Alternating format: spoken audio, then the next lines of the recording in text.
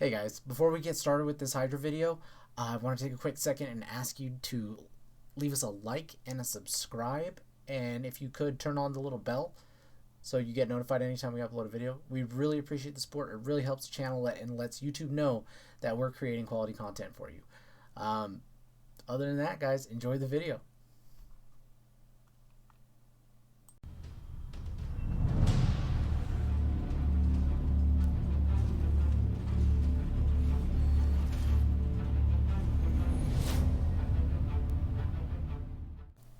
What's up guys, Fenyks-Gaming here with another episode of Raid Shadow Legends, and the Hydra reset is here once again. Super excited because we're on to rotation 3, and believe it or not, it's actually pretty easy this time around.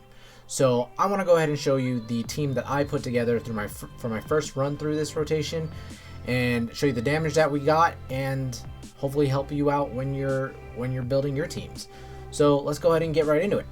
Drexthar, first of all, and again, and really quick guys, we're not gonna spend a lot of time going over their whole kits and stats and everything. Just gonna give you an overall idea as to how the team comp works together. Okay.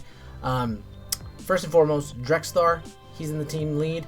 No particular reason for him being in that lead position other than accuracy, but I'm 90% certain that all my champs on my list have plenty of accuracy to get this done.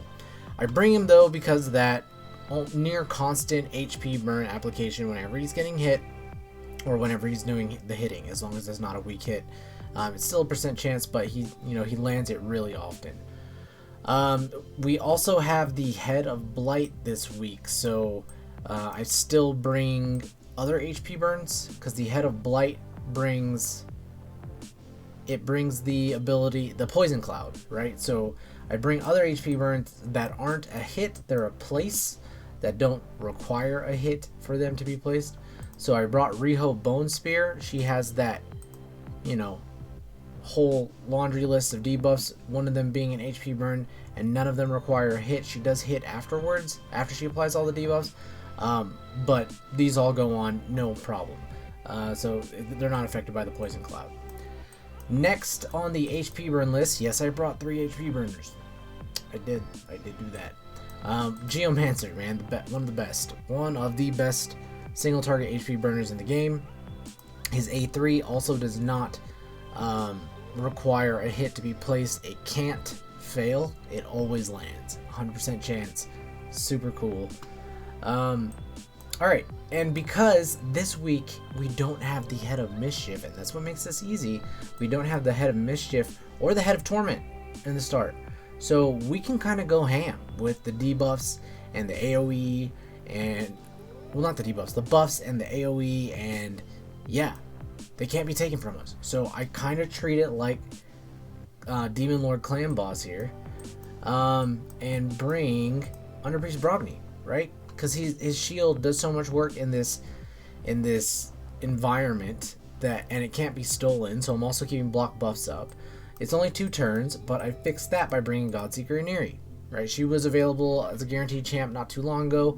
Hopefully you got her, especially if you already had Brogni or somebody like Tatura, right? So you're gonna be getting less damage output with Tatura, but still a lot of utility in his kit with the shield and the block buffs, block debuffs rather. Last but not least, I brought one of the most recent 10x champs, Martyr. I've had her for a while. She's so strong. She's so good. Greatest of all time, some may say. But I wanted her counterattack, right? I also wanted her decreased attack and her decreased defense. I wanted her whole kit, and her whole kit is applicable except for the provoke. But yeah, very strong champion. No hard or dedicated damage dealers in this build. Just a lot of buffs and debuffs going out. And we can keep those up full time pretty much as long as we're playing around the cleanse brought by the Head of Decay, and the Poison Cloud brought by the Head of Blight. That's really the only problems we had to address. That, and we couldn't heal, like overheal too much, because the Head of Decay punishes you for that by destroying your max HP. This is a recorded run, guys. I did do this a little earlier on in the day when I took a break from work. But we can go ahead and get into it, and you can kind of see how that goes. And guys, as per usual, when there's nothing particularly interesting going on, I'll minimize my screen and just let you watch the fight. I will fast forward it so it doesn't take forever. This was a 45-minute long fight there and abouts. So yeah, my first focus here, because there is going to be a cleanse going out, and you'll see, guys, this is more like a helicopter engine than it is like a drag race, right? The first couple turns are pretty much a wash, because what I'm trying to do is I'm trying to bait the Head of Decay's AoE cleanse and his single target cleanse, just basically get those cleanses off the board. So right now I'm only able to get 1 HP burn out, and that's because Drexlar's HP burn is free. I don't want to put the other 2 HP burns on cooldown before those cleanses go out. Okay, so I'm really only targeting this head in the middle. Which head? The Head of Suffering, I believe. That's really the only one that I'm able to do notable damage to right now. And you'll see I have all my abilities off cooldown, but I'm only using my A1 there because that AoE cleanse on the Head of Decay is still available. So first couple turns, they're just slow and waiting for those abilities to get out of the way so that I can start doing my thing.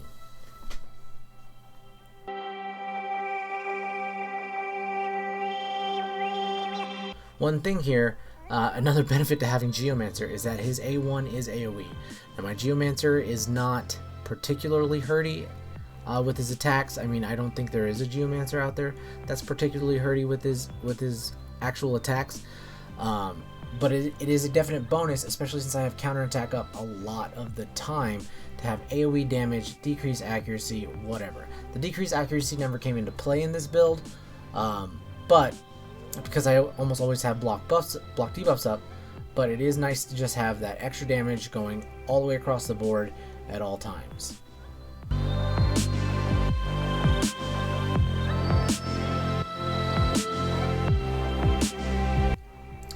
Alright, now, the Head of Decay has used his AoE cleanse, he's used his single target cleanse. I'm safe to start putting up my debuffs across the board as much as I can, so I can start really stacking on the damage.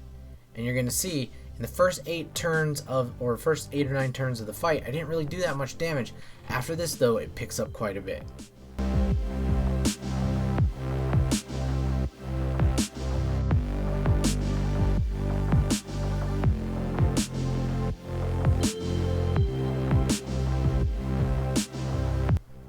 Now I really love Brogni in this setup here because of how much the Head of Wrath actually hurts himself.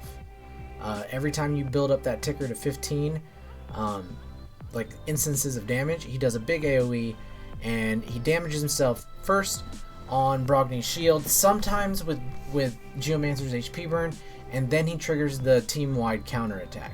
So that really helped keep the damage moving quickly. And you'll see they're not getting a lot of turns that often, or it doesn't seem that way. This is a very slow fight because I have that counterattack up, and most of these guys have to run across the map. And you know, Brogni's got little legs, so he takes a while. Geomancer as well, but his A1 is AoE. But yeah, most of these guys are melee damage, or like, you know, close range damage, so they have to run across the map. So this is not a fast fight at all.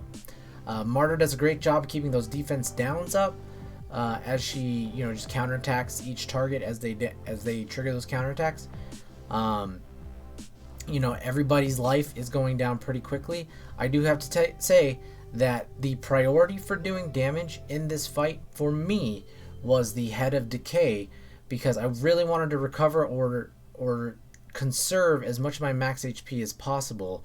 I didn't want to just, you know, for everyone to become glass cannons, especially since they're not glass cannons. I wanted them to maintain some level of survivability, so I wanted to take down that Head of Decay relatively frequently. With that said, you do run the chance of triggering another head to come out that could kind of mess things up.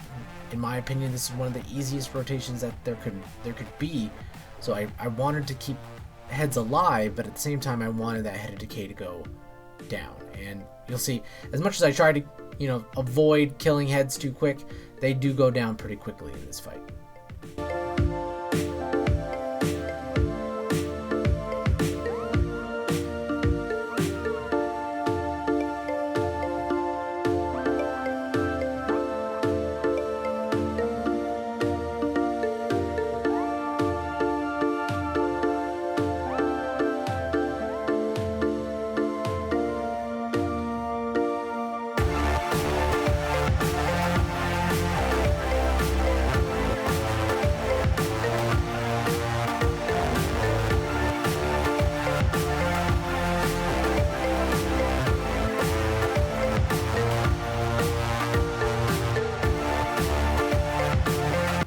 this is one of those times that I was talking about. Even though the Head of Wrath and the Head of Decay are pretty close to death, I didn't target them. I wanted to keep them alive, just because I didn't want to risk another head coming out for as long as possible. I wanted to make sure I got a lot of damage in before, playing that gamble, or gambling that outcome rather.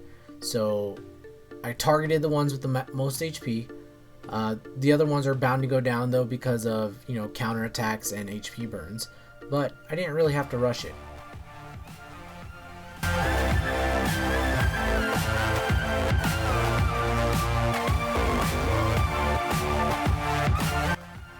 Now, one thing I want to note, right, was how much damage Godseeker did. She's not crit capped, so that doesn't always happen. And there was no defense down on the enemy or a weaken. But in this fight, there were points where Godseeker was doing her A1 on a decapitated head and was doing 120 to 130,000 damage. It's insane. For a champion that brings that much utility to the fight, it is absolutely insane the amount of damage she can bring. So if you recently pulled her, I recommend building her and building her fast. And if you can, while getting enough defense stats and speed stats and all the necessary stats, try and crit cap her. She's worth it. She's worth good gear. So something to think about.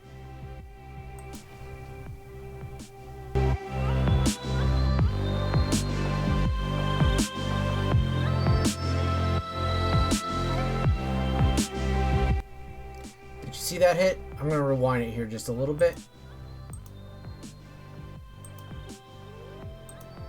From Godseeker on that decapitated head, 146,000 damage. From a defensive based champ that is really here to heal, revive, and extend buffs. That's her primary job. The fact that she slaps is just a very nice added bonus.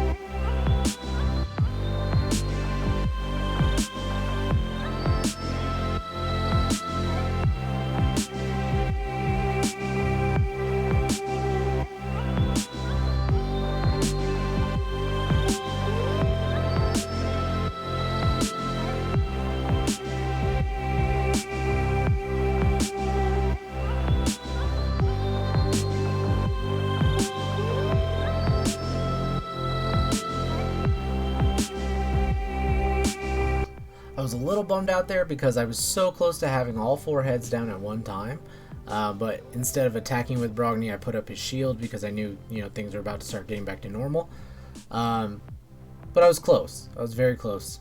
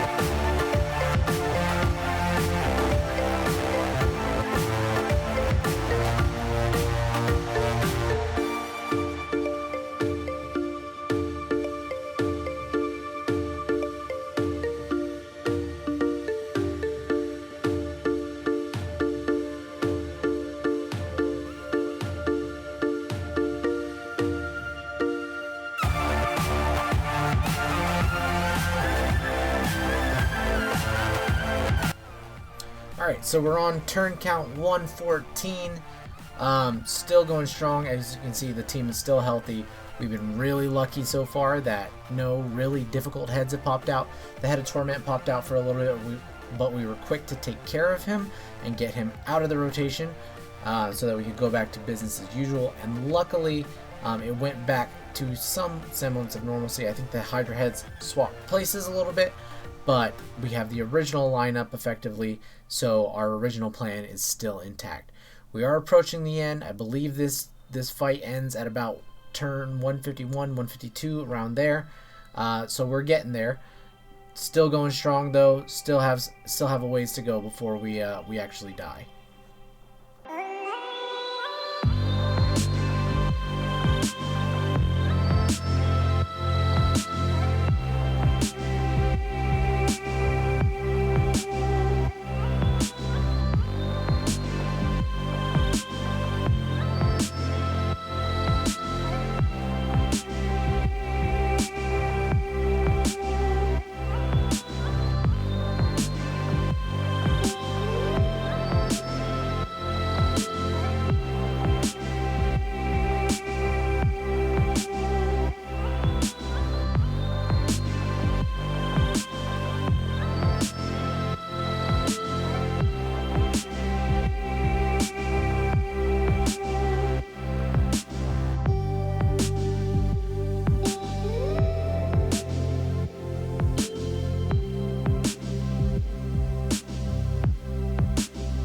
Alright, as you can see, things are starting to fall apart here. We're likely not going to get that champion out of there. It looks like Martyr got eaten and is not going to make it out.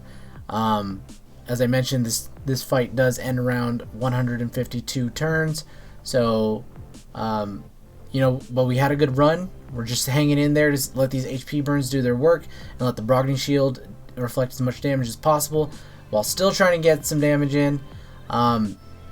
And believe it or not, there's actually another, you know, 1.5 million worth of damage that's about to come out of this team, mostly because those heads went down.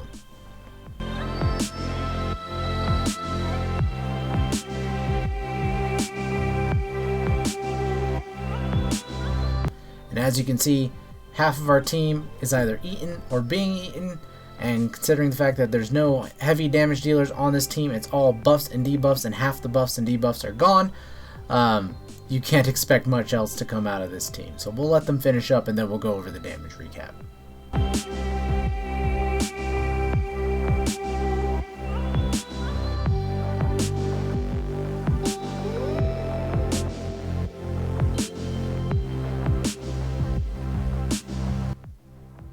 Alright, so that about sums it up for the fight. Let's take a quick look at these numbers here so that we can see how everybody performed. Drexthar and Geomancer, pretty close in damage. 6.2 million for Drexthar, 6.9, almost 7 million for Geomancer. You know, big numbers coming out of guys that don't really hit that hard, or aren't built to hit hard, rather. Godseeker and Underpriest, very close in damage. You got 3.6 for Brogni and 3.2 for Godseeker. And then another pretty close story. We have Martyr and Riho, 2.2 pretty much for Martyr, and then 2.46 for Riho. You know, I honestly, I'm really impressed with how this team worked, and I know it's scalable because I know I have 1, 2, 3, 4, 5 of these guys are in suboptimal gear. We could probably get a lot more performance out of them. So this, I would rate this on being applicable in higher difficulty versions of Hydra, probably like a 7 or 8 out of 10, right? And that's a lot because the max HP goes up, so you'll be getting more damage from the HP burns, and then the damage output from the Hydras goes up, which means Geomancer is going to be reflecting, as well as Underpriest. Underpriest is going to be reflecting more damage back to the Hydras. So those 3 things, or 2 things, yeah, that's 2, all put together, you know, that makes this team scalable. In addition to, if you have, you know, Giant Slayer masteries on your champions, the counterattack is going to give you an opportunity to proc those, and those are going to do damage based on the enemy max HP. or not based on it, but a percent of the enemy's max HP. So you're gonna be your numbers are gonna scale in higher difficulties. You just have to be able to survive and outspeed the mechanics, or at least tune for them with better gear. Right. So that's all I've got for you guys. Leave a comment with who you're using for this rotation. I would love some ideas so I can put some teams together. I always do account takeovers for my clan and run their Hydra teams. Would really love some more ideas so we can, you know, figure out this Hydra thing together. Thanks so much for watching, guys. I hope you guys enjoyed the video. Let me know what you think. Please like and subscribe. We really appreciate the support. Y'all have a great one.